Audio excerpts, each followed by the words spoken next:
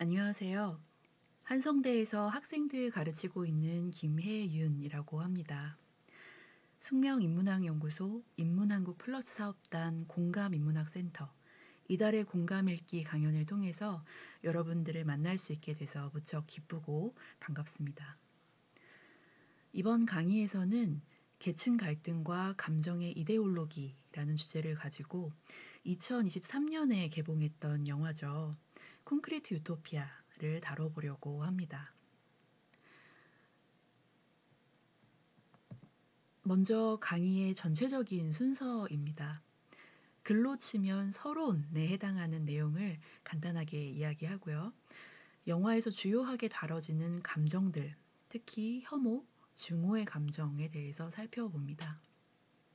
다음으로 3번과 4번은 영화의 본격적인 내용입니다.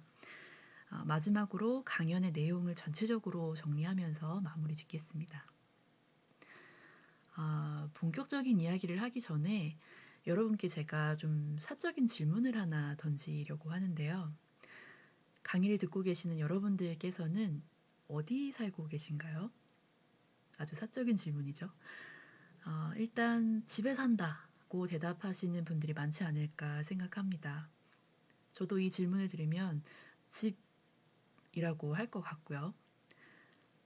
아마 재학생 여러분들이 많이 들으실 테니까요. 자취를 하거나 기숙사 생활을 하거나 혹은 부모님, 어른들과 함께 사는 경우도 많으실 거라고 생각을 합니다.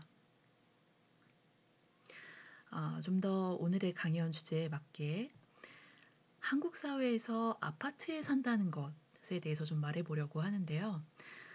2023년 인구주택 총조사를 기준으로 볼 때 우리나라 현재 인구는 5,177만 명입니다. 그중에 가구 수는 2,273만 가구이고요. 여기에서 가구 수라고 하는 것은 거주 단위를 이루는 가족이나 사람들의 수를 이야기합니다.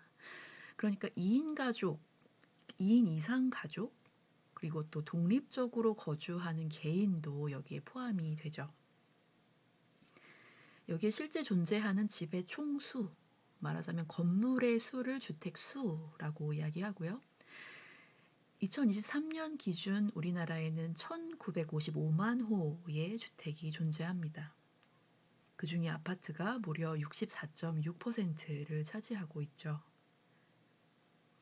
2000년에 아파트가 전체 주택 종류의 47.8%를 차지했던 것에 비하면 20년 사이에 눈에 띄는 증가세를 보이고 있습니다. 같은 기간에 단독주택의 비율이 37.2%에서 19.8%로 감소한 것에 비하면 아주 큰 차이라고 하겠습니다. 일반 가구 중에 아파트에 거주하는 가구가 53.1%인 것을 보면 수치로 볼 때 오늘날 한국 사회의 보편적인 주거 양식이 아파트다라고 해도 과언이 아니죠. 이런 상황에서 아파트만큼 오늘날 한국 사회의 사회적인 계층 그리고 계급을 뚜렷하게 보여주는 개념이나 상징은 드물다고 저는 생각합니다. 통계가 보여주는 아파트의 보편화는 단순히 주거 양식의 변화를 넘어서서 사회적인 계층 그리고 계급을 드러내는 굉장히 중요한 상징으로 기능하는데요.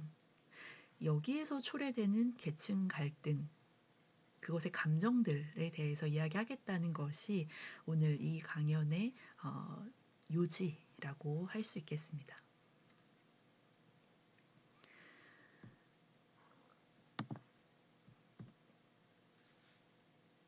좀 전에 통계에서 우리나라 현재 인구수가 5,100만이 넘는다고 말씀드렸는데요. 그중에 수도권 인구가 50.7%를 차지합니다.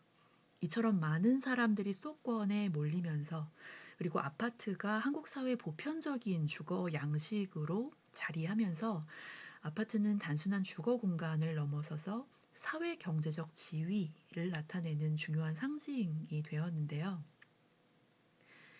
특히 고급 브랜드 아파트는 단순한 생활 공간이 아니라 한 개인이나 가족의 사회적인 지위를 보여주는 상징적인 상품으로 인식이 되고 있죠.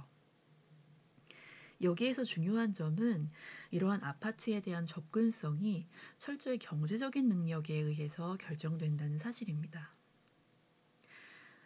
한 연구에 따르면요. 이 사회 경제적 지위라고 하는 것에는 소득, 자산, 또 교육 수준, 직업 이런 것들을 포함하는데요. 최근에는 주택 가격이 이 사회 경제적 지위를 가장 잘 드러내는 척도로 주목받고 있다고 합니다. 결국 고가의 아파트는 부유함, 이것을 시각적으로 보여주는 공간적인 지표로 기능하게 된 거죠.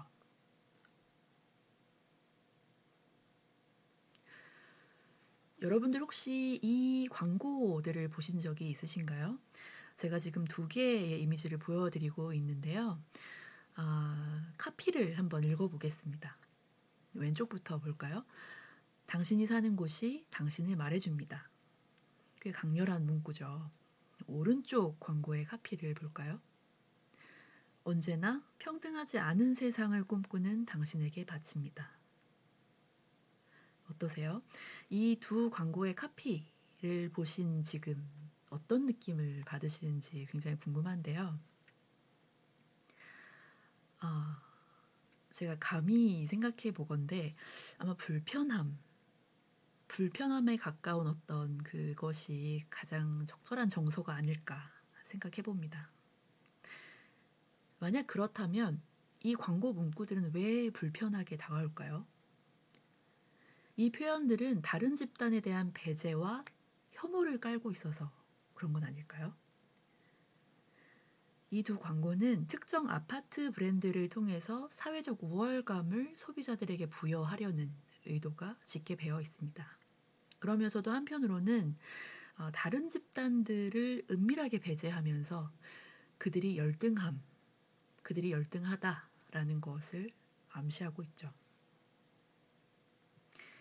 당신이 사는 곳이 당신을 말해준다 라는 표현은 당신이 사는 곳이 당신의 가치나 존재의 의미를 결정한다는 논리를 강요합니다.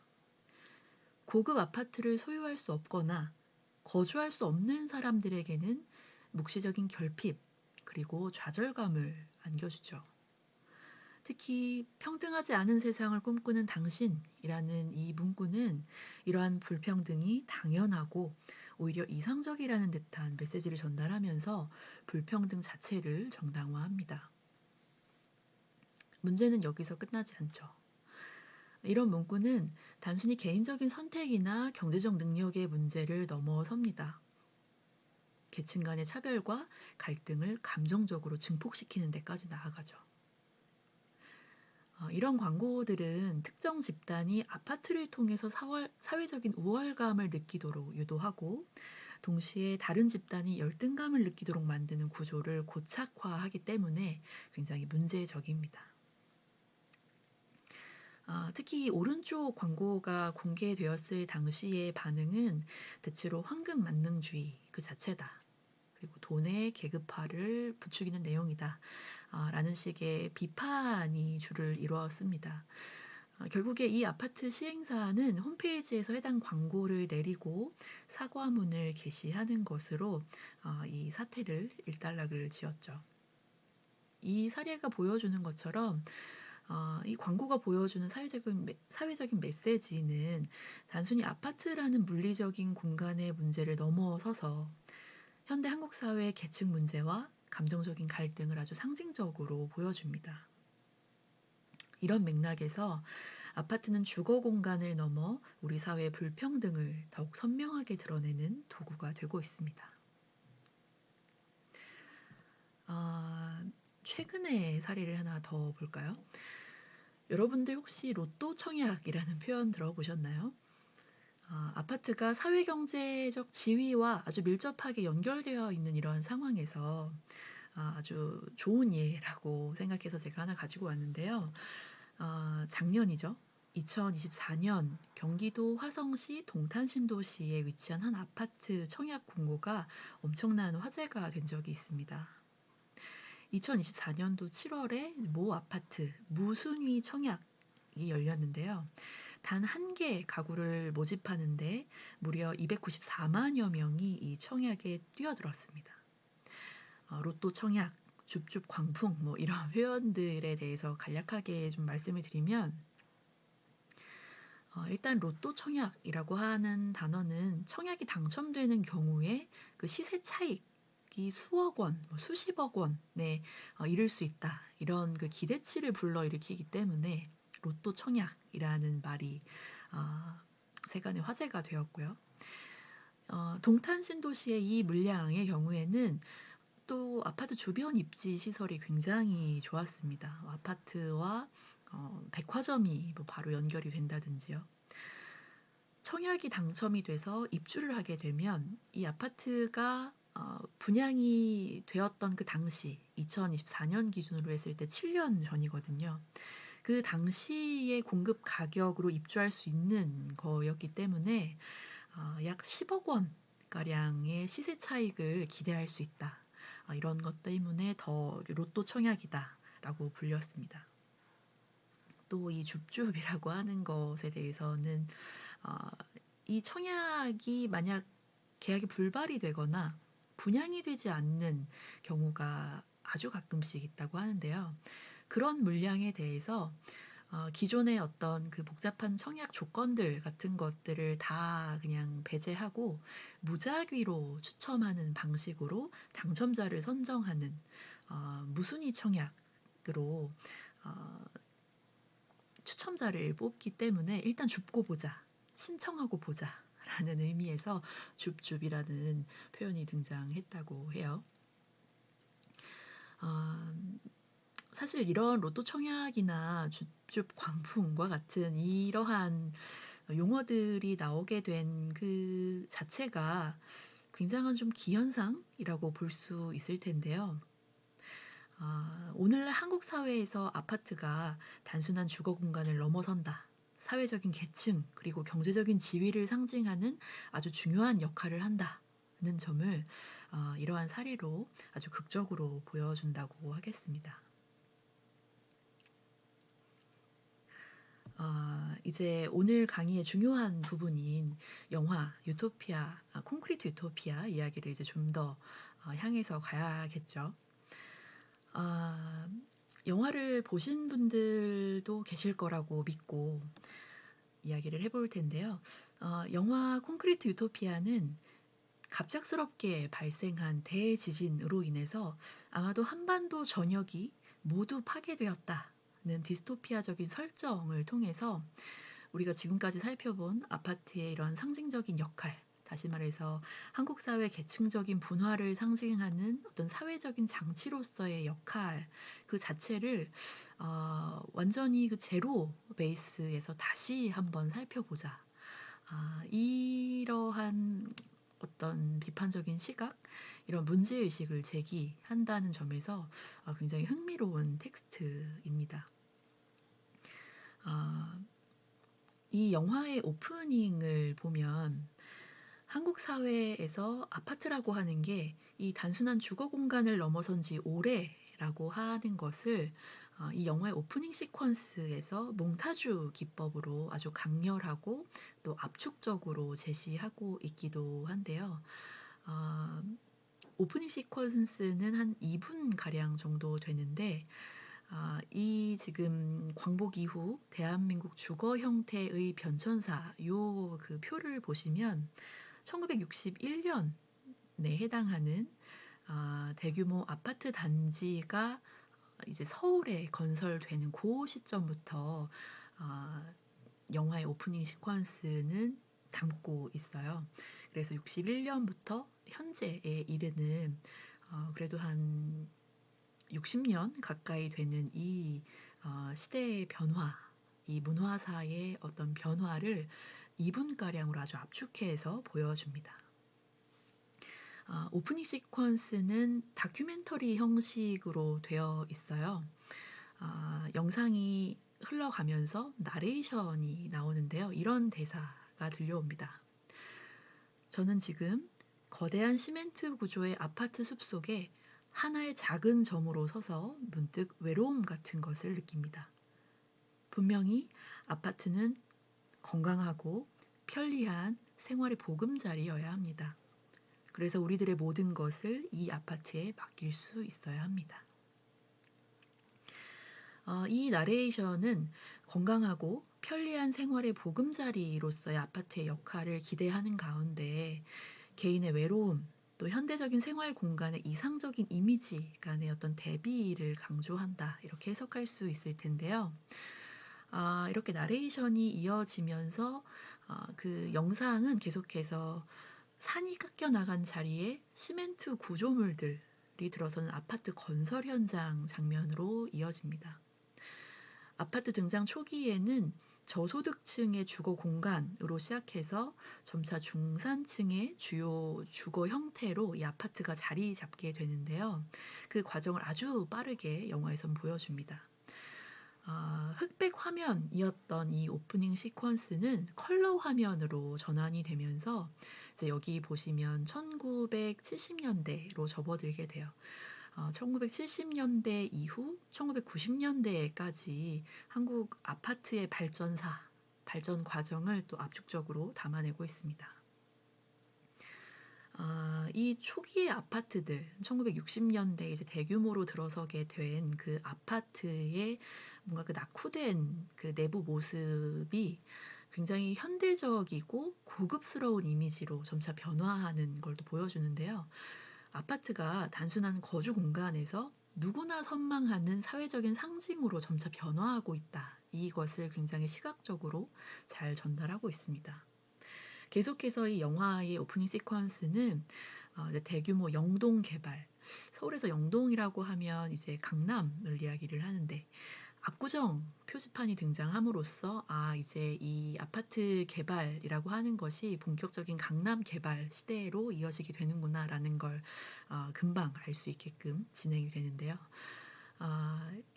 이것을 기점으로 해서 아파트가 사는 집, 그러니까 to live에서 사는 집, 구매하는 집, to buy 이렇게 변화해가는 그 경제적이고 문화적인 전환을 암시합니다. 제가 영화의 오프닝 시퀀스 영상을 가져올 수는 없어서요. 이제 영상 속에서 간추려진 이미지들을 조금 제가 정리를 해봤습니다. 먼저 지금 보시는 이미지들은요. 한국 아파트의 문화사를 1960년대부터 70년대 후반까지 담아낸 모습이라고 생각하시면 될 텐데요. 좌측 상단에 보시면 Y자 형태의 아파트 건물들이 보이죠. 마포 아파트입니다. 숙명여대가 위치하고 있는 용산구 청파동 바로 옆 동네죠. 마포구 도화동에 한국 최초의 아파트 단지인 마포 아파트가 1962년에 처음 그 모습을 드러내게 됩니다. 급격한 산업화 그리고 도시화로 서울의 인구가 밀집하게 되면서 또 근대화되고 현대화된 거주시설에 대한 수요가 굉장히 크게 늘어나게 되는데요. 그래서 이것을 국가적인 차원에서 아파트라는 것을 건설하고 공급하자는 전환이 일어나게 됩니다. 그런데 이 아파트라고 하는 거주 양식이 굉장히 독특하지만 한편으로는 익숙하지 않았기 때문에 당시 살았던 사람들한테는 아랫집에 연탄가스가 윗집으로 흘러들어오지 않을까? 뭐 이런 불안감의 문제라든지 초기에 여러 문제들이 좀 있었어요. 그래서 분양이 잘 되지 않다가 이 마포 아파트라고 하는 것이 어쨌든 아파트 시대라고 하는 것에 막을 열게 되고 한국인들의 생활 그리고 어떤 그 생활의 생태계라고 할까요?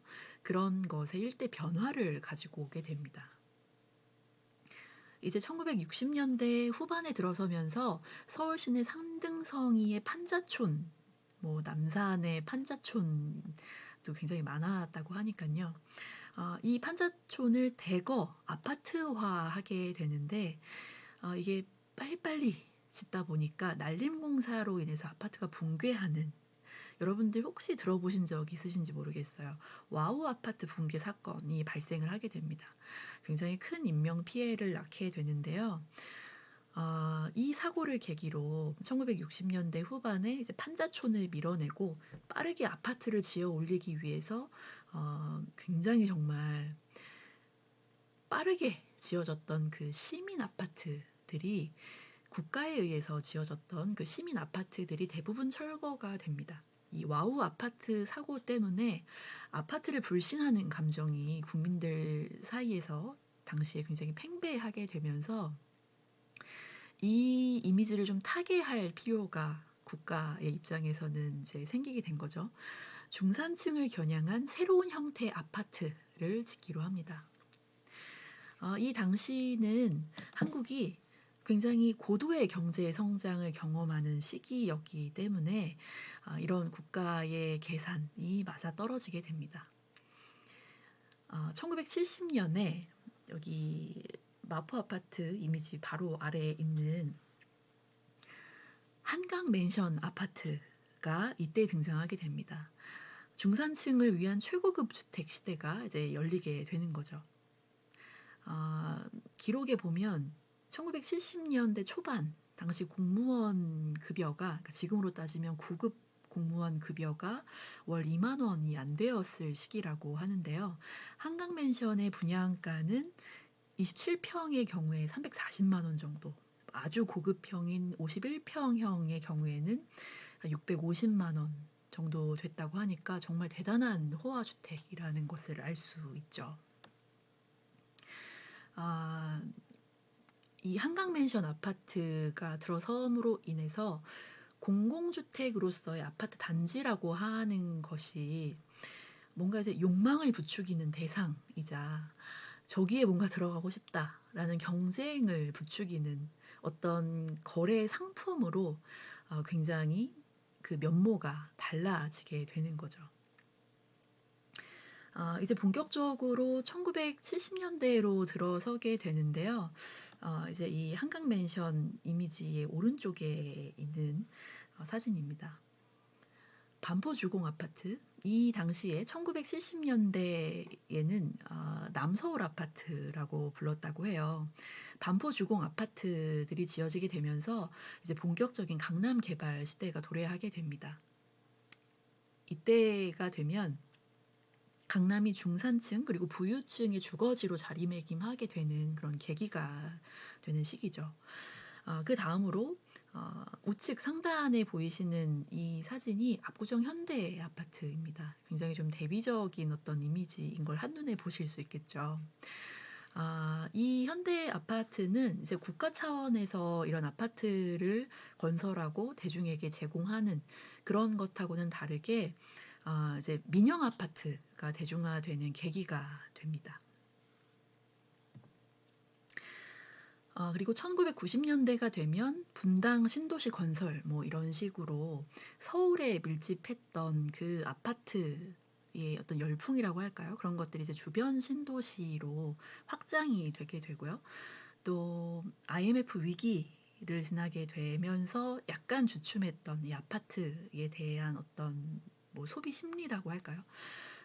이런 것들이 차츰 회복되게 되면서 가운데 보시면 이제 저 사진은 2002년, 2003년 그 즈음에 도곡동에 있는 타워 팰리스가 이제 건설되는 그런 사진이거든요.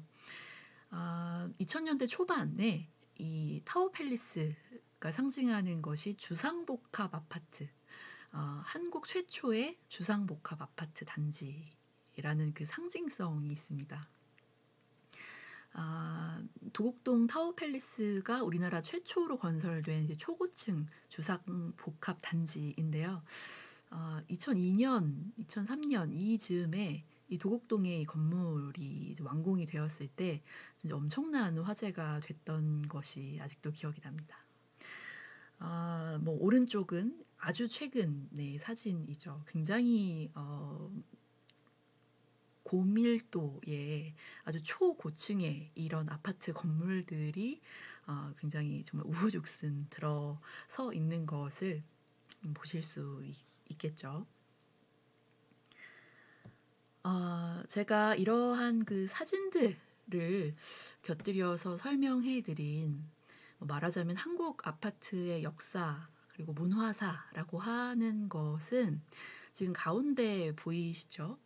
콘크리트 유토피아라고 하는 박해천 연구자의 저서를 바탕으로 한 내용입니다. 이 콘크리트 유토피아 같은 동명의 영화인 콘크리트 유토피아의 엄태화 감독도 한 인터뷰에서 영화의 제목을 이 연구서에서 자기가 이 연구서를 읽고 공부하고 영감을 받아서 가지고 왔다고 언급을 한 적이 있고요. 콘크리트 그리고 유토피아라고 하는 이 두 개념이 주는 아이러니가 있잖아요. 콘크리트는 아파트를 상징하고 유토피아는 현실에 존재하지 않는 어떤 이상적이고 행복한 공간이라고 하는 그 두 개의 지점이 영화의 주제를 아주 효과적으로 드러낸다고 언급을 하면서 이 연구서에서 이 영화의 제목을 가지고 왔다고 언급을 한 적이 있습니다. 영화의 제목은 이런 출처가 있고요. 아시는 분들도 많으실 텐데 이 영화 콘크리트 유토피아는 왼쪽에 보시면 김숙룡 작가가 2014년부터 2016년까지 레진 코믹스에 연재했던 웹툰입니다. 유쾌한 왕따 중에서 2부에 해당하는 유쾌한 이웃 이 작품을 아주 크게 각색하고 재구성한 작품이에요. 이제 제가 앞서서 영화의 오프닝 시퀀스 장면을 좀 길게 말씀드렸는데요. 이 영화의 장면은 계속해서 넓은 평수로 옮겨가면서 아파트 생활을 이어가고 싶다. 이런 식의 그 나레이션이 이어집니다. 그리고 화면이 빠르게 전환이 되면서 아파트 분양 그리고 매매 시장의 엄청난 그 활황을 보여주는 아파트 평수가 막 늘어나는 그런 장면들을 오버랩 시키면서 중산층의 주거 욕망을 아주 상징적으로 드러냅니다. 이제 오프닝 장면은 1990년대 이후 지어진 아파트 단지. 아마 영화를 보신다면 어떤 장면인지 아실 거예요. 그 특유의 아파트 옥상이 있거든요. 1990년대 이후에 지어진 아파트 단지의 옥상을 이렇게 부감으로 비추다가 이제 최근에 아주 초고층의 초고밀도의 아파트 공사 현장을 부감으로 또 담습니다. 용적률이 극대화된 아파트 숲이라고 표현할 수 있을 것 같은데요. 이 아파트 숲은 하늘을 향해서 끝없이 뻗어 올라가고 굉장히 또 아이러니하게도 그 배경 음악으로는 즐거운 나의 집이 깔립니다. 즐거운 곳에서는 날 오라 하여도 이 노래 아시죠?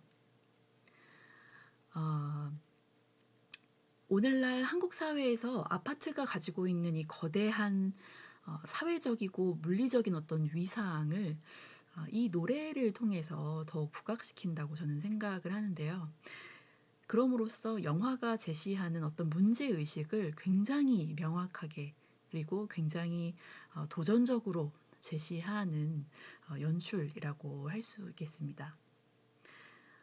화면을 계속해서 가득 채우는 이 초고층 아파트 그리고 과밀한 도시 공간은 이러한 것이 과연 모두에게 즐거운 나의 집일 수 있는가?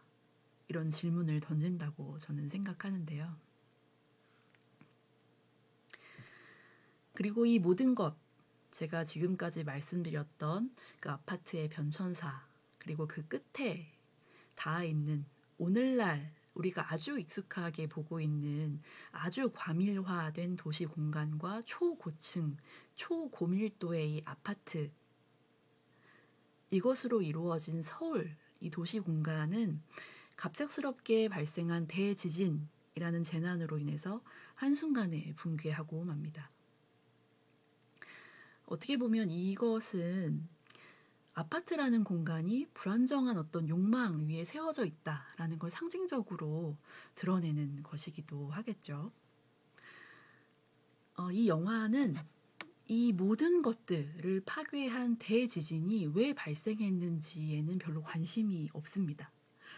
오히려 이러한 극한의 상황에서 기존의 계층 구조가 어떻게 재편성되는가를 굉장히 내밀하게 탐구하고, 특히 아파트라는 공간을 배경으로 배제와 차별, 그리고 무엇보다도 혐오의 감정이 새로운 질서를 강화하는 방식으로 작동한다라는 걸 보여줍니다.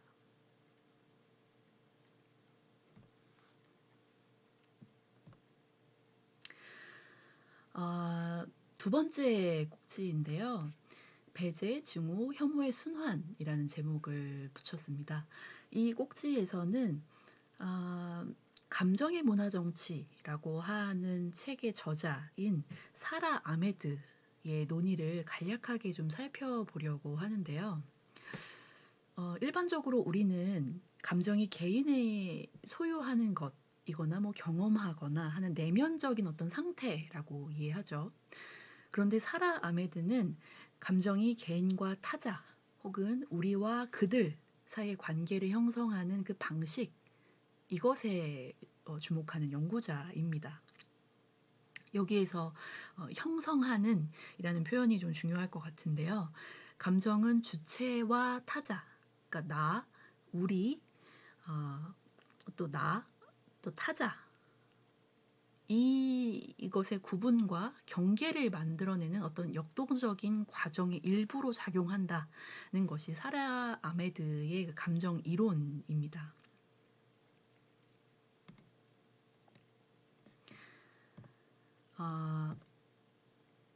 아메드는 감정이 안에서 밖으로 향하는 개인의 심리적인 상태도 아니고 밖에서 안으로 향하는 사회적인 형태도 아니라고 이야기를 해요. 왜냐하면 이 모든 것이 뭐 안에서 밖으로 향하든 밖에서 뭐 안으로 향하는 것이 되었든 이 감정이라고 하는 것을 나 혹은 뭐 내가 아닌 뭐 우리가 소유하고 있다는 이분법적인 구분을 전제하고 있다는 점을 지적하고 있거든요. 아메드는 이런 이분법적인 사고에서 벗어나서 감정이라고 하는 게 주체와 타자, 안과 밖, 개인과 사회 이런 경계를 어떻게 형성하는가, 또 어떻게 구분을 짓는가, 이것을 설명하면서 감정이라고 하는 게 단순히 개인의 내면에 머무는 게 아니라 사회적인 상호작용을 통해서 경계와 표면을 만든다고 주장을 합니다. 예를 들어서 우리가 누군가를 사랑할 때 나와 타자와의 경계는 굉장히 흐려지거나 심지어 사라진다고 느끼죠. 반대로 타자에 대한 어떤 싫은 감정, 심지어 혐오감 같은 걸 느끼게 되면 나와 타자 사이에는 어떤 명확한 경계가 그어집니다. 이 경계를 넘기가 쉽지 않고요. 이 과정에서 감정이라고 하는 것은 단순히 나, 개인의 내면에서 발현되고 거기서 끝나는 게 아니라 나와 남, 그러니까 타자와 나와의 관계를 규정을 짓고 그 경계가 어디에 위치하는가를 심지어 결정짓습니다. 감정에 의해서 만들어지는 이 경계에는 물리적인 차원을 넘어서서 굉장히 사회적이고 어떤 상징적인 형태를 취하게 되는데요. 이것은 감정이라고 하는 게 단순한 심리적인 경계가 아니라 차별적인 행동과 언어, 또 법과 제도, 이것으로 말미암은 차별과 같은 구체화된 형태로 나타나고, 이렇게 감정이 주체와 타자 사이의 경계를 설정함으로써 이 경계라고 하는 것은 사회적인 구분이 실제한다라는 문제로 또 확장하게 되는 거죠.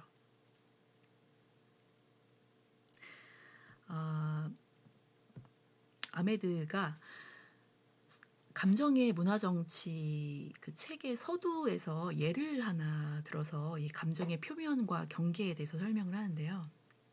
바로 영국 국민전선 포스터의 예를 듭니다. 이미지의 하단에 있는데요. 내용을 보면 아까 보여드렸던 그 광고처럼 만만치 않은 굉장히 좀 자극적인 내용들이 써 있습니다. 영국 국민 전선이라고 하면 British National Front라고 일컬어지는 영국의 극우 정당을 이야기를 합니다. 1967년에 설립되었고요. 이 포스터에도 내용이 나와 있지만 뭐 사형제를 강화한다든가 뭐 범법자 처벌 혹은 뭐 형량을 강화한다거나 또 백인 이외의 이민자들은 모두 자기 나라로 돌아가라 뭐 이런 구호를 내세우는 굉장히 파시즘적이고 인종주의적이고 백인 우월주의적이고 반유대주의적인 아주 문제적인 집단이죠. 뭔가 아이러니한 것은 사실 이러한 그 차별의 구호들이 지금 오늘날을 살고 있는 우리나라 현실에서도 낯설지 않다는 것일 텐데요. 이 포스터의 문구들은 이민자, 망명 신청자와 같은 그 존재들을 타자로 규명을 합니다.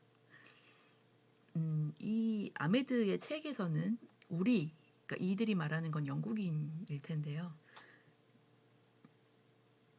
이민자, 뭐 망명 신청자와 같은 이러한 존재들을 타자로 규명하고 우리와 대비되는 존재로 묘사를 합니다. 이때의 타자들은 단순히 우리와 다른 존재일 뿐만 아니라 우리의 것을 위협하고 빼앗는 위협적인 존재로 형상화됩니다. 이 지점에서 발생하는, 그러니까 우리가 느끼는 거겠죠. 이 지점에서 발생하는 그 우리, 이 타자들을 배제하는 우리의 분노, 불안이라고 하는 감정은 타자에 대한 혐오와 배제를 정당화하는 도구로 사용이 됩니다. 내가 이러한 감정을 느끼니까 우리를 보호하기 위해서 배제해야 돼, 혐오해야 돼, 이렇게 된다는 거죠. 또 이러한 감정적인 어떤 서사는 개인을 집단과 연결시키는데 굉장히 중요한 역할을 합니다. 개인의 감정 문제가 아니라는 거죠.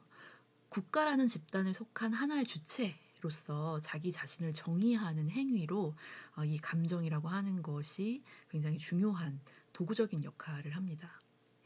이러한 과정에서 당연히 우리 대 그들의 이분법적인 구도가 강화되는 건 뭐 말할 것도 없겠죠.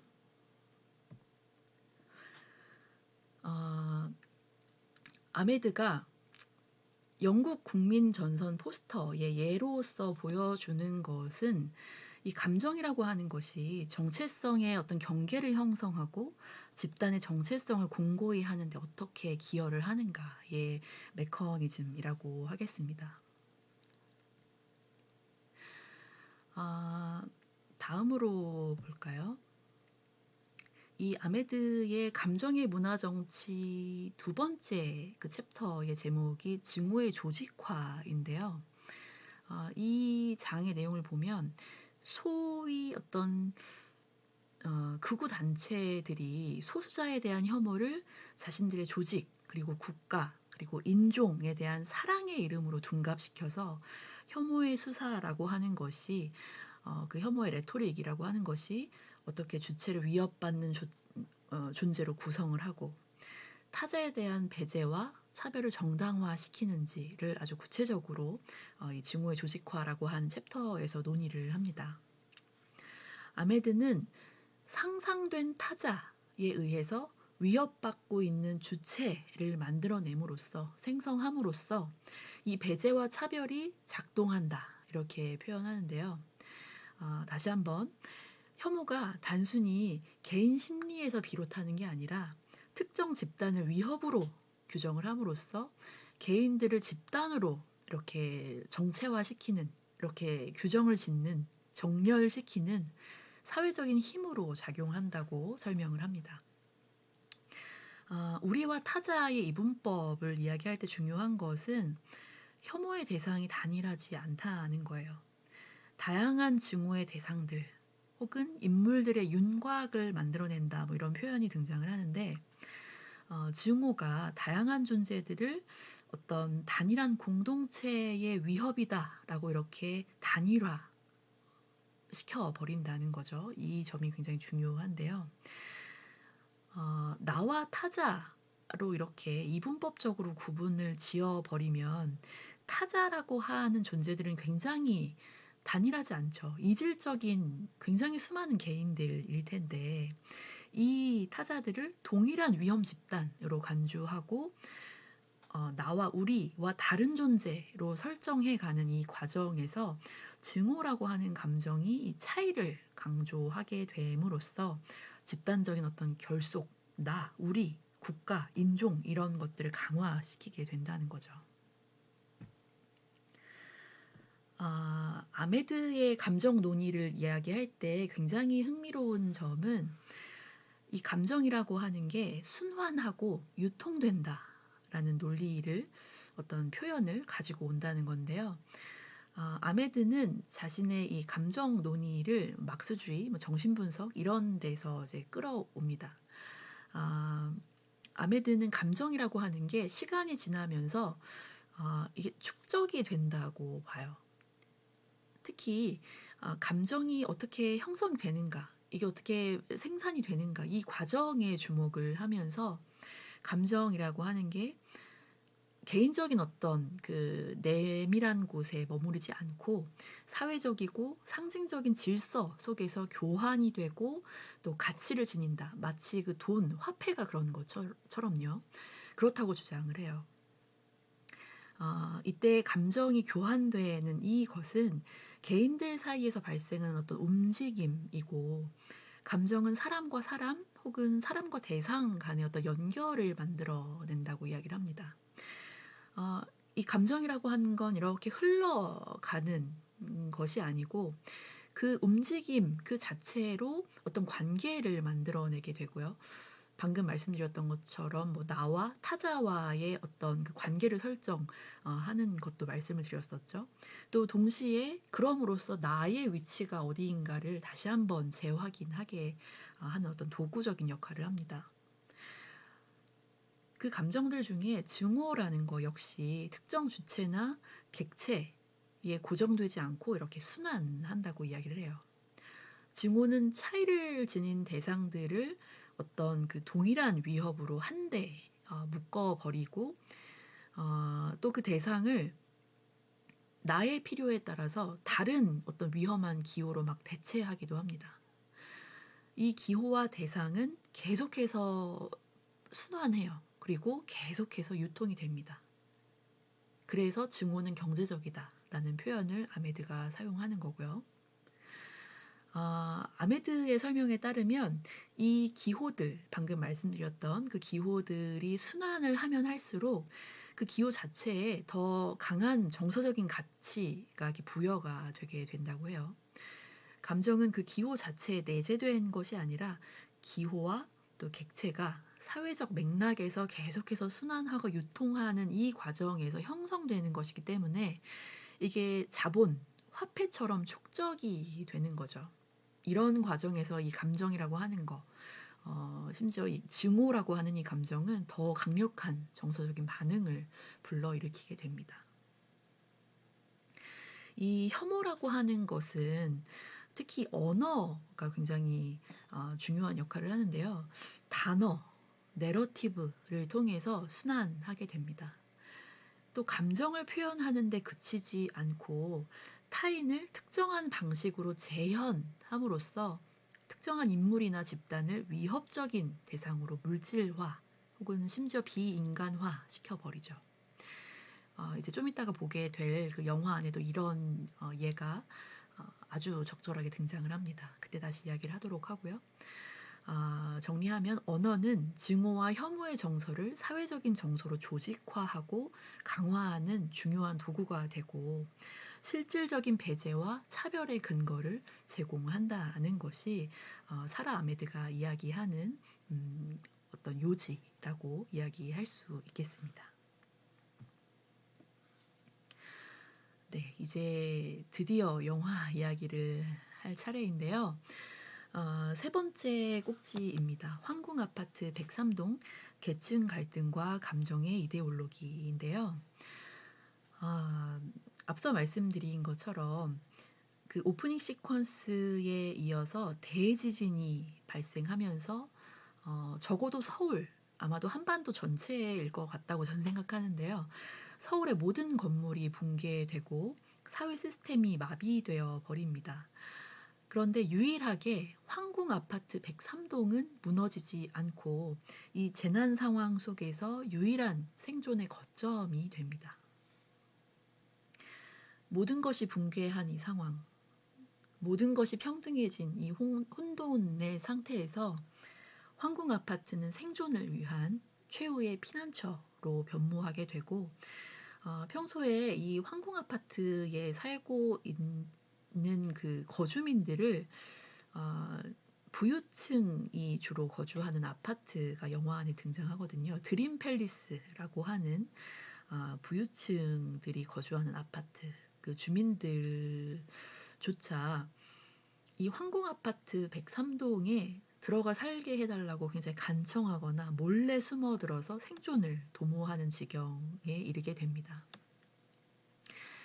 이 드림 팰리스 주민들은 과거에 자기들이 누렸던 어떤 특권, 어떤 그 특권 의식이라고 하는 것을 하루아침에 잃게 되고요.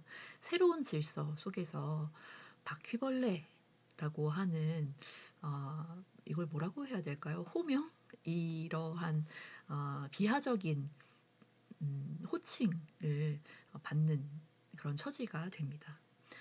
황궁 아파트 주민들은 혼란을 막고 질서를 유지한다라는 차원에서 그런 명목으로 공동체 대표를 선출하고 나름의 규칙도 만들고요. 그리고 어떤 조직을 형성을 합니다. 이 과정에서 중요한 것은 공동체에 얼마나 기여하느냐에 따라서 생존에 필요한 물품들, 비품들이 차등적으로 분배가 된다는 건데요.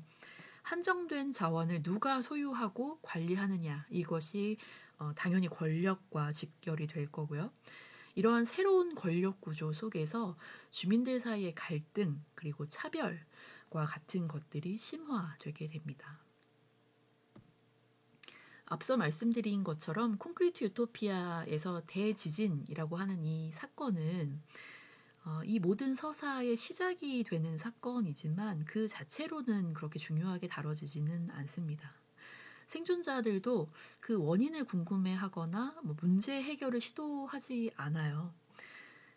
영화는 대지진 이후에 거의 유일한 생존 공간인 황궁 아파트 103동 그리고 그곳의 주민들에게 집중을 합니다.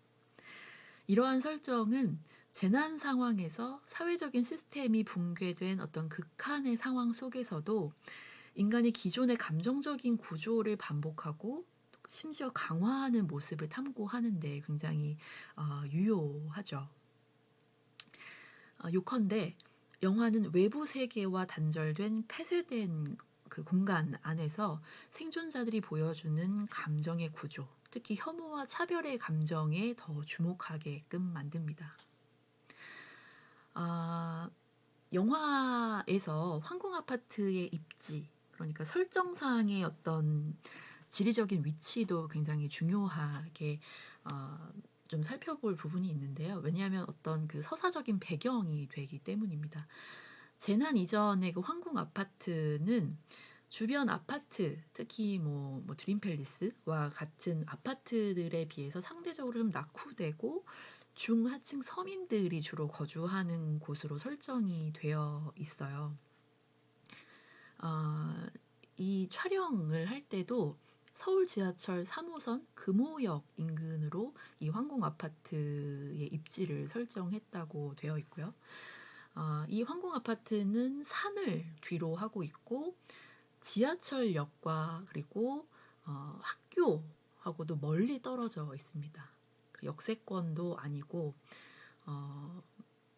뭔가 그런 학생들이 이렇게 학교에 갈 수 있는 그런 입지적인 조건에서 굉장히 좀 이렇게 떨어져 있는 거죠. 그래서 역세권에 위치해 있는 신축 고급 아파트인 드림 팰리스하고 자연스럽게 대비가 되게끔 이렇게 설정이 되어 있어요. 이런 어떤 그 물리적이고 지리적인 입지적인 차이는 황궁 아파트 주민들이 드림 팰리스 주민들을 향해서 가지고 있었던 어떤 감정적인 반감, 열등감 이런 것들을 서사적으로 이렇게 형성하는 배경이 됩니다. 그래서 굉장히 좀 중요하고요. 아 이렇게 설정이 되어 있지만 대지진 이후에는 그 가치가 완전히 역전이 되어 버립니다. 중요한 것은 황공 아파트 주민들의 감정 구조, 특히 혐오와 차별의 감정이라고 하는 게 외부 집단에 대한 배제에서 비롯했고, 이러한 감정이 아파트의 계급화에 또 뿌리를 두고 있다는 점입니다. 아, 제가 앞서서 사라 아메드의 어떤 그 이론적인 바탕이라고 할까요? 영화를 조금 더 이해하기 위한 어떤 이론으로 말씀을 드렸었는데요. 카롤린 엠케라고 하는 저널리스트가 혐오 사회라고 하는 책을 썼는데 그 책에도 비슷한 내용이 등장을 합니다. 혐오와 증오라고 하는 건 개인적이거나 어떤 우발적인 감정이 아니라 이데올로기에 따라서 집단적으로 형성된 감정이라고 하는 걸 아메드와 마찬가지로 카롤린 엠케도 이야기하고 있는데요. 다시 말하면 혐오라고 하는 건 단순히 순간적인 감정의 분출이 아니라 사전에 이미 이데올로기적으로 내가 학습했거나 물들어 있는 언어적이고 인식적인 어떤 틀, 그리고 어떤 정당화 과정을 통해서 체계적으로 양성되고 심지어 교육되고 강화된다라고 하는 게 MK의 설명입니다. 이러한 MK, 카롤린 MK의 논리는 우리가 지금 보고 있는 콘크리트 유토피아에서 황공 아파트 주민들이 외부인을 배제하고 적대하는 방식하고 아주 밀접하게 연결이 되어 있어요. 황공 아파트 주민들은 외부인을 단순한 타자가 아니라 아주 위협적인 존재로 규정을 합니다. 그들을 향한 적대감을 정당화하는 거죠. MK가 설명하는 것처럼 혐오와 배제가 폭발하기 위해서는 특정한 사회적이고 문화적인 조건, 그리고 정당화를 위한 어떤 장치가 필요하다고 이야기하는데요. 영화에서 외부인들이 황공 아파트의 그 한 가구를 무단으로 점거하면서 갈등이 발생하고 또 방화를 저지르는 사건이 발생을 하게 되는데요. 이 사건을 계기로 황공 아파트 주민들은 이제 외부인의 거취 문제를 어떻게 할 것인가를 두고 주민회의를 열게 됩니다. 지금 보시는 그 이미지가 있죠. 이 인물은 황공 아파트의 부녀 회장 금혜라는 인물입니다. 이 주민회의를 어떤 그 분위기를 주도하는 인물이기도 한데요. 이런 대사를 합니다. 외부인들 태반이 드림팰리스 인간들이잖아요. 거기가 평소에 우리 얼마나 무시했어요. 자기들 단지에 아주 발도 못 붙이게 하고 학군 섞인다고 그렇고 아주 막말로 입장 바뀌었으면 그 사람들 우리 그 단지에 발도 못 붙이게 했을걸요? 안 그래요? 라고 이야기를 하니까 거기에 있었던 그 주민들도 굉장히 동조를 합니다. 심하면 심했지 라는 식으로요. 이런 식으로 부녀 회장이 드림팰리스 주민들을 비난하면서 차별당했던 그 과거 경험들을 막 끌어내는 거죠. 또 주민들은 굉장히 또 동조를 하고 이 장면은 과거에 자기들이 경험했던 차별을 새로운 상황 속에서 되풀이하는 그 모습을 보여줍니다. 반복되고 있다는 거죠. 이때 외부인은 거주 공간을 침범한 이웃 정도가 아니라 생존을 위협하는 타자로 재구성됩니다. 그들에 대한 배제, 혐오, 이러한 그 것들은 감정적인 어떤 것들은 공동체 내부의 결속을 강화하는 수단으로 작동하게 되죠.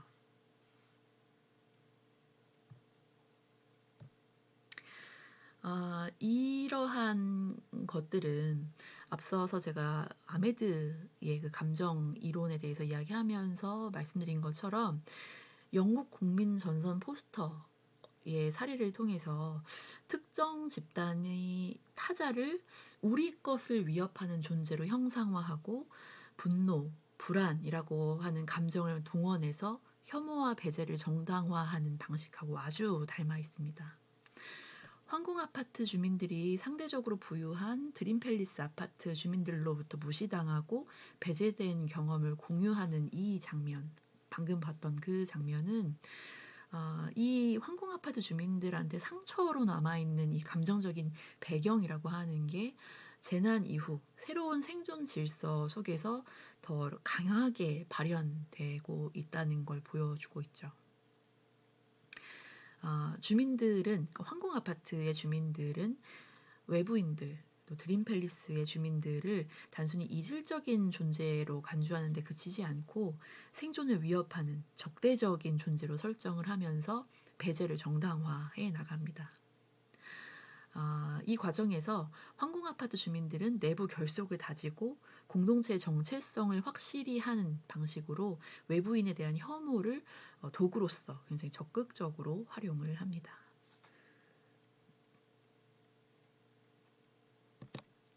다시 이 장면으로 좀 돌아왔는데요. 황궁 아파트 주민들이 외부인들을 바퀴벌레로 비유하면서 비하하는 그 장면이 등장을 해요.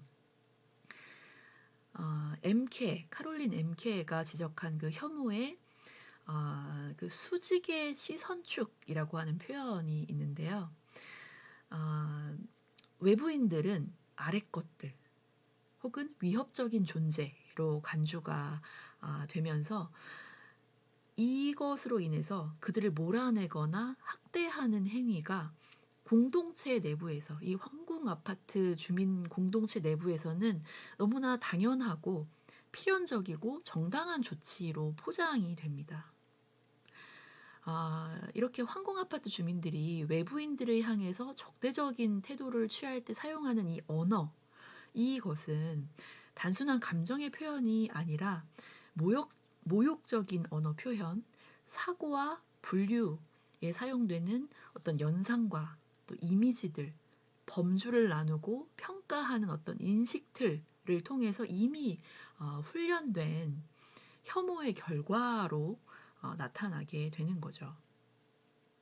이 영화에서 혐오와 배제는 단순한 감정적인 반응에 그치지 않고 공동체 내부에서 체계적으로 조직화되고 또 외부인들을 향한 폭력을 정당화하는 어떤 수단으로 기능하게 됩니다.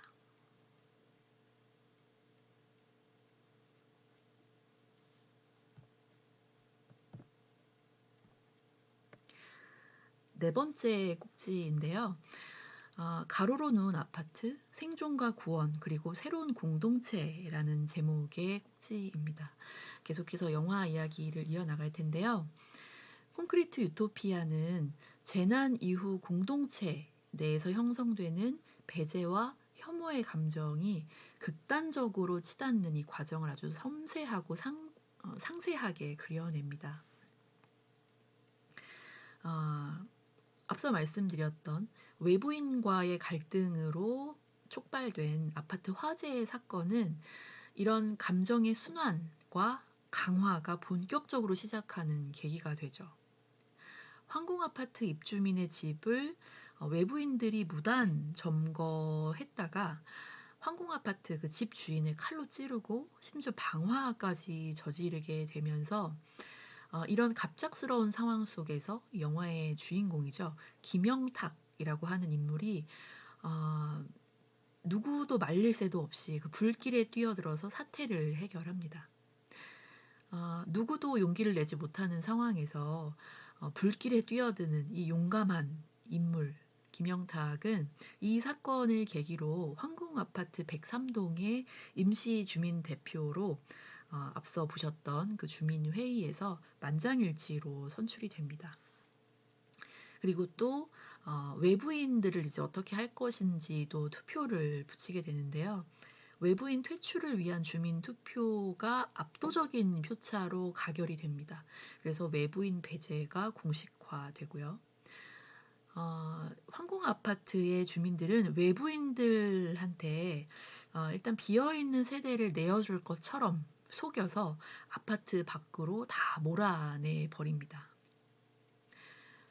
당연히 외부인들은 엄청나게 반발을 하겠죠. 이 아파트 바깥으로 나가면 죽음밖에 선택지가 없는 상황이기 때문에. 그래서 엄청난 그 반발을 하지만 김영탁은 이걸 제압을 해버립니다. 굉장한 광기로 제압을 해버리는데요. 결국에는 이 외부인들을 황궁아파트 단지 경계 밖으로 몰아내는 데 성공을 합니다. 그리고 이렇게 외쳐요. 아파트는 주민의 것. 이것을 계기로 김영탁은 아파트 주민 대표로서 입주민들의 결속을 다지고 주민들은 아파트 주민 수칙을 제정해서 스스로 규율을 또 만들기도 합니다. 주민 수칙은 대강 이런 내용입니다. 아파트는 주민의 것, 주민만이 살 수 있다. 주민은 의무를 다하되 배급은 기여도에 따라서 차등으로 분배한다. 아파트에서 벌어지는 모든 일은 주민의 민주적인 합의에 의한 것이며 이에 따르지 않으면 아파트에서 살 수 없다.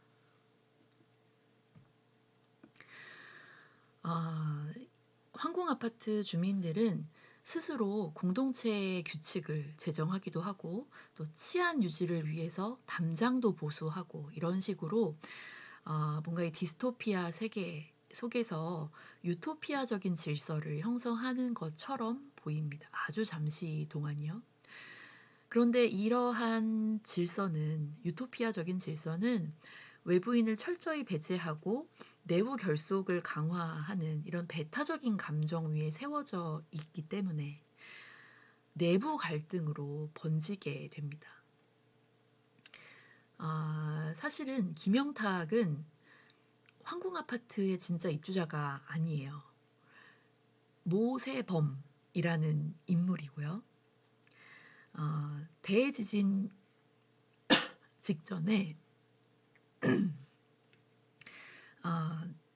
정말 황궁아파트 103동 902호에 살고 있는 정말 진짜 김영탁에게 모세범은 부동산 사기를 당합니다. 일종의 피해자죠.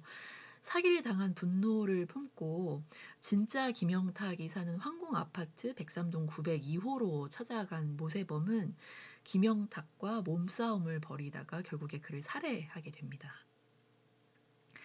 내 집을 소유하겠다라고 하는 그 광기에 휩싸인 모세범은 아마도 그 김영탁을 죽인 그 순간만큼은 황궁아파트 103동 902호가 자기의 소유가 되었다고 생각했을 것 같아요.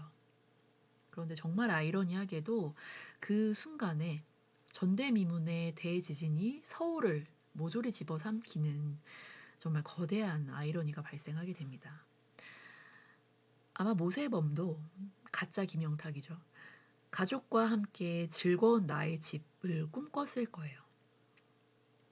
그런데 대지진 때문에 모세범은 이제 가족마저도 잃고 황궁아파트 103동 902호라고 하는 그 물질적인 대상의 모든 욕망을 투사하면서 맹목적으로 이 집을 지키려고 합니다. 그렇기 때문에 외부인이 방화를 저지른 그곳에 그 불길에도 말릴 새도 없이 그렇게 용감하게 뛰어들 수 있었던 거고요. 이런 가짜 김영탁, 모세범의 맹목적인 집착, 그리고 외부인들에 대한 배제의 감정은 황궁아파트 공동체 내에서 혐오와 배타성을 더욱 공고히 하는 어떤 원동력으로 작용을 합니다. 외부인을 이 가짜 김영탁이 몰아낸 이후에도 갈등은 사라지지 않습니다. 기여도에 따라서 보급품을 차등으로 분배한다 이런 규칙이 있었잖아요. 이것으로 인해서 황궁아파트 주민들 그러니까 내부적인 차원에서도 불만이 점점 쌓여가게 됩니다. 그 외부인들을 몰아내는 과정에서 관리소장이 부상을 입게 돼요. 그래서 당연히 뭐 물품을 수집하러 밖으로 나가는 일에 끼지 못하게 되니까 아무래도 그 탐사를 다녀왔던 사람들한테 가는 물품보다 훨씬 더 적은 뭐 생필품, 뭐 물, 뭐 밥 같은 거 이런 걸 너무 이렇게 차등적으로 받는 거에 불만을 표출하게 되는데요. 이런 배급품 나눠주는 일을 전반적으로 관리하고 담당하고 있었던 부녀회장, 아까 보셨던 그 부녀회장 금애는 불만스러워하는 그 소장한테 굉장히 악다구리를 쓰면서 이렇게 이야기합니다. 바퀴벌레 같은 것들 대신에 내 아들이 나가서 죽었어야 하냐면서 강하게 반발을 하죠. 자기 아들도 남자고 이렇게 멀쩡하니까 다친 데 없이 멀쩡하니까 어른들을 따라서 외부에서 수색도 하고 또 물건들을 찾아오는 그런 역할에 참여를 했었거든요. 이런 갈등 속에서 주민 수칙을 따르지 않으면 공동체에서 배제될 수 있다라고 하는 어떤 암묵적인 공포, 죽음에 대한 공포겠죠, 결국에는. 이러한 공포가 입주민들을 지배하게 되고 공동체 내부의 어떤 그 결속이라고 하는 것은 더욱더 배타적이고 또 폭력적인 방식으로 공고해지게 됩니다. 가짜 김영탁, 모세범은 외부인을 철저히 배제하고 내부 결속을 다지는 그 과정에서 다시 한번 외부인들을 바퀴벌레라고 비하하면서 방역이라는 표현을 쓰면서 그런 명목하에 여전히 황궁 아파트에 숨어있는 외부인 색출을 지시를 합니다. 그리고 자기도 직접 찾아다녀요. 외부인을 숨겨둔 그 주민들은 공개적으로 주민들 앞에서 무릎을 꿇고 잘못했습니다를 200번 외치게 하는 수치스러운 처벌을 받기도 합니다. 그리고 이 이미지에 보이시는 것처럼 외부인들을 숨겨준 집에는 저렇게 빨간색으로 물리적인 어떤 그 차별과 혐오의 표식을 남기기도 하죠. 이러한 과정에서 혐오의 대상은 외부인뿐만이 아니라 내부에서 그 주민 수칙이라고 하는 규칙을 어긴 주민들한테도 이렇게 확장해 가게 되죠. 공동체는 혐오와 배제의 감정을 끊임없이 순환시키고 있는 겁니다. 그러면서 굉장히 폭력적인 구조로 이 공동체는 점점 변화하게 되죠. 결국 영화는 이러한 장면들을 통해서 배제와 혐오라고 하는 것이 새로운 사회적인 질서를 형성하기보다는 기존에 존재했던 불평등한 구조, 또 그런 것에서 발현되는 감정적인 갈등들을 더 강화하는 방식으로 작동한다는 걸 보여줍니다. 가짜 김영탁이 외치는 아파트는 주민의 것이라는 이 선언은 공동체 내부의 결속을 강화하는 동시에 외부에 대한 철저한 배제를 정당화하는 어떤 이데올로기로 기능하게 되죠. 하지만 이러한 배타적인 질서는 갈등과 배신을 낳으며 결국에 공동체 자체를 붕괴로 이끌고 맙니다.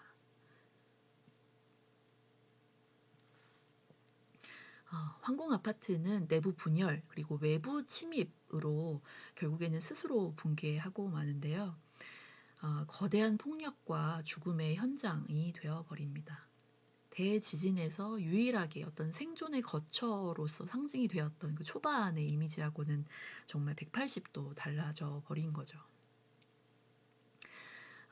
이 과정에서 외부 수색에 나섰던 방범대가 그 외부인들의 공격을 당하면서 부녀 회장의 아들이 사망하는 일이 발생을 합니다. 부녀 회장하고 이제 가짜 김영탁하고의 갈등이 폭발하게 되고요. 또 다른 영화의 주인공입니다. 명화라는 인물이 가짜 김영탁이 가짜다라고 하는 것을 다른 주민들한테 이렇게 밝히게 되면서 숨겨놨던 진짜 김영탁의 시신을 명화가 발견해 내거든요. 모세범이 황궁 아파트 주민이 아니라는 사실을 밝혀냅니다. 모세범은 나름대로 억울한 거예요. 자기가 부동산 사기를 당했고 돈은 모두 지불을 했으니까 서류상의 증거만 없을 뿐 나는 황궁아파트 103동 902호가 내 집이다라고 굳게 믿고 행동을 해온 거거든요. 가짜 김영탁, 그러니까 모세범이 앞장서서 이 황궁아파트의 모든 굳은 일을 도맡았던 이유 역시 스스로 902호의 소유자이면서 정당한 거주민이라고 스스로 확신했기 때문이겠죠. 이렇게 아수라장이 된 이 갈등의 상황은 결국에 그 차등 분배에 불만을 품었던 관리소장이 아파트 경계벽을 열어서 외부인들이 우르르 침입하게 만드는 사태로 이어지게 됩니다. 내부 분열 그리고 외부인들의 대규모 침입으로 인해서 황궁아파트는 그야말로 아비규환이 되고요. 외부인들과의 이 폭력 사태에서 굉장히 큰 부상을 입은 모세범은 가짜 김영탁은 902호로 향합니다. 그리고 그곳에서 죽음을 맞게 되죠.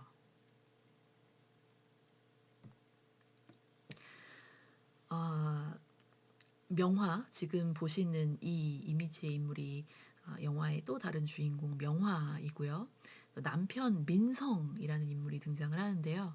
이 두 사람은 이 아비규환의 상황에서 탈출을 합니다. 그러다가 이 명화의 남편 민성도 크게 부상을 입게 되고 결국에는 사망하게 됩니다. 명화는 홀로 남게 되었는데요. 다른 생존자들한테 발견이 돼요. 이 다른 생존자들은 황궁아파트의 사람들하고는 좀 다른 면모를 가지고 있습니다. 이 위험한 상황에서 전혀 모르는 낯선 인물인 명화한테 선뜻 물어봐요. 자기들하고 같이 가겠느냐고. 생존자들이 안내한 곳은 대지진으로 인해서 옆으로 쓰러진 그야말로 가로로 누운 아파트입니다. 영화의 오프닝 시퀀스에 대지진이 일어나기 직전에 그 하늘을 찌를 듯이 굉장히 높이 높이 올라가는 그 아파트들에 대해서 말씀을 드렸었는데요. 그 아파트들이 이렇게 쓰러지면서 수직으로 있었던 그 아파트들이 수평으로 이렇게 누워 있는 그 모습을 생각하시면 될 텐데요. 내부 분열 그리고 외부인들의 침입으로 인해서 어떤 거대한 폭력과 죽음의 현장이 되어버린 황궁 아파트와 굉장히 대조적으로 명화가 새롭게 합류한 이 가로로 누운 아파트는 중요한 상징적인 공간이라고 할 수 있겠습니다. 황궁 아파트는 재난 이후에 어떤 새로운 생존 질서를 형성하면서 잠시나마 유토피아적인 공동체를 구축하는 것처럼 보였지만 결국에는 기존 질서에 존재하던 혐오와 차별의 감정을 더욱 공고히 함으로써 스스로 붕괴하는 결말을 맞게 되죠. 외부인들을 계속해서 배제하고 내부 결속을 다지는 과정에서 혐오의 순환 구조에 갇힌 이 황궁 아파트 공동체는 새로운 사회 질서를 만들어내는 데 실패하고 파국을 맞게 됩니다. 이것과는 아주 대조적으로 영화의 결말부에 등장하는 이 가로로 누운 아파트는요. 수평적인 구조로의 전환을 상징하면서 계층적인 위계를 해체하고 배제와 차별이 아닌 공존과 연대를 통해서 새로운 사회적인 질서를 모색할 수 있지 않을까. 그런 가능성을 아주 미약하게나마 제시하는 것 같습니다. 명화가 새롭게 합류한 이 생존자 공동체는요.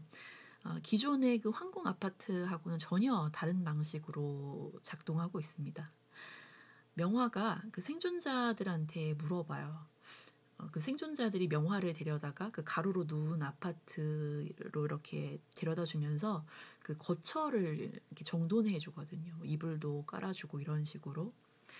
명화가 그 생존자들한테 저 그냥 살아도 되는 거예요? 라고 물어봅니다. 그러니까 생존자 중에 한 사람이 살아있으면 그냥 사는 거지 라고 대답을 해요. 그러면서 주먹밥을 하나 건넵니다.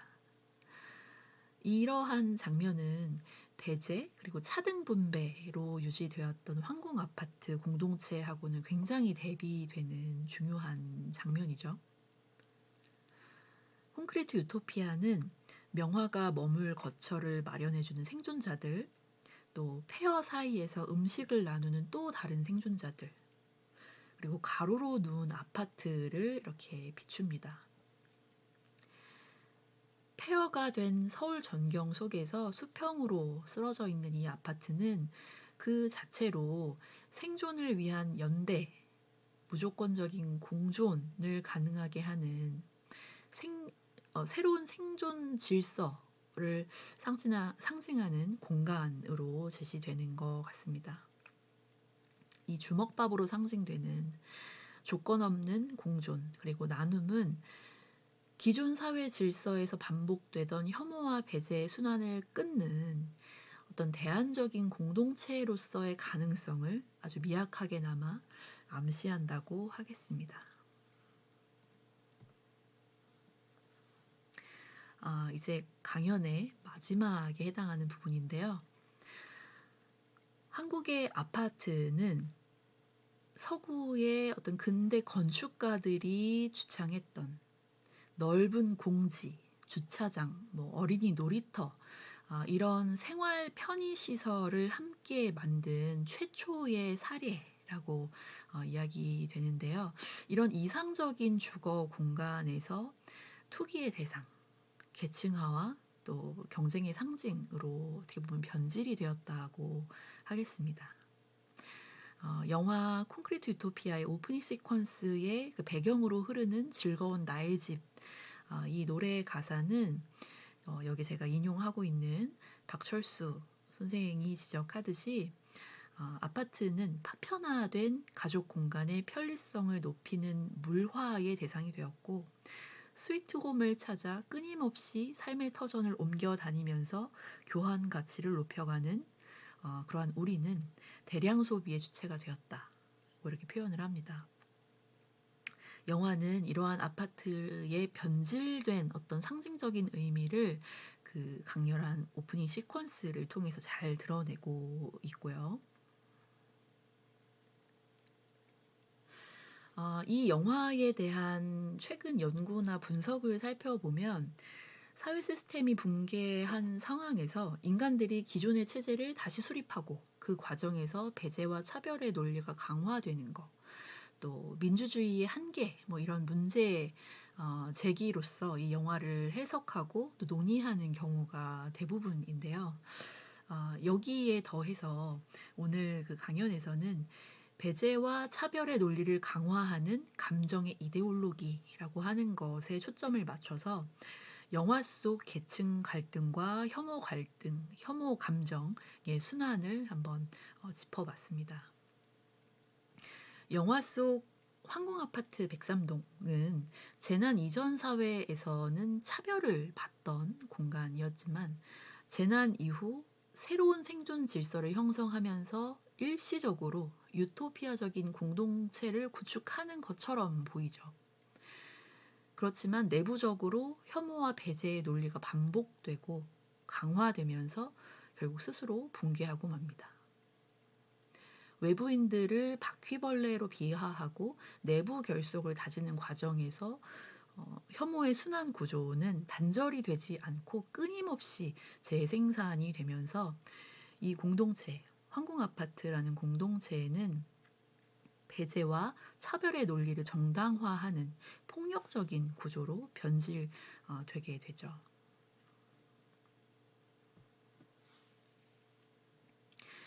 영화는 이런 과정 속에서 혐오와 배제가 단순한 생존 전략이 아니라 감정적인 이데올로기로 작동하면서 새로운 사회적인 갈등을 조장한다는 점을 강조하고 있습니다. 그렇지만 콘크리트 유토피아의 결말은 영화가 단순히 재난 속에서 반복되는 이런 계층 갈등, 또 감정적인 배제 이런 것을 고발하는 데에 그치는 건 아니라고 저는 생각을 해요. 그 너머의 가능성을 한번 탐색해 보자라고 하는 어떤 제안을 해 준다고 저는 생각하는데요. 명화가 합류한 여기 보이시는 가로로 누운 이 아파트의 공동체는 비록 미약하지만 혐오와 배제의 순환을 끊고 새로운 공동체를 형성할 수 있는 대안적인 질서를 상징합니다. 기존의 수직적인 계층 구조를 상징하는 황궁 아파트하고 굉장히 대조가 되죠. 이 가로로 누운 아파트는 수평적인 구조로의 전환을 상징하면서 조건 없는 나눔과 또 공존을 통해서 새로운 공동체의 가능성을 제시하고 있습니다.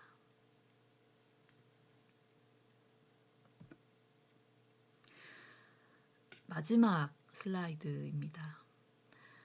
황궁아파트 103동에 모인 그 다양한 인간 군상들은 각각 서로 다른 방식으로 생존과 욕망, 그리고 배제와 공존의 문제에 반응하죠. 대지진이 발생하자 차 밑에 깔린 누군가를 구하려고 안간힘을 썼음에도 결국에 실패했다는 죄책감에 시달리지만 어쩔 수 없는 상황에 휩쓸리는 굉장히 저는 어떻게 보면 평범하고 보편적인 인물이라고 생각하는데요. 명화의 남편 민성이라는 인물도 있고요. 가장 이타적인 모습으로 공동체의 생존을 우선시하면서 모두 함께 살 수 있는 방안을 찾으려고 하는 또 명화가 있고요. 내부의 시스템을 아주 효율적으로 운영하는데 그 역할을 다 하면서도 기능적으로는 정말 역할을 다 하면서도 외부인에 대한 배제, 차별을 그만큼 정당화하는 또 부녀회장이 있고요. 대지진에도 무너지지 않은 황궁아파트 103동을 선택받은 아파트라고 여기면서 광기에 휩싸여서 모든 욕망을 이 물질, 황궁아파트 103동 902호라고 하는 이 물질에 투사하는 가짜 김영탁, 모세범까지 이 인물들은 모두 극한의 상황 속에서 저마다의 선택 그리고 저마다의 얼굴을 드러낸다고 표현할 수 있겠습니다. 영화 콘크리트 유토피아는 불안정한 욕망, 배제의 공간으로서 오늘날 한국 사회에서 아파트가 지니는 어떤 상징적인 의미를 고발하는 동시에 그 너머에서 새로운 질서를 모색할 가능성을 제기하는 영화입니다. 우리는 어떤 얼굴을 선택할까요? 그리고 하나 더 질문하자면 아파트라고 하는 것은 우리 모두에게 즐거운 나의 집이 될 수 있는가? 그렇게 하려면 어떻게 해야 할까? 이런 질문을 던져보면서 오늘 강의는 여기에서 마치도록 하겠습니다. 긴 강의 들어주셔서 감사합니다.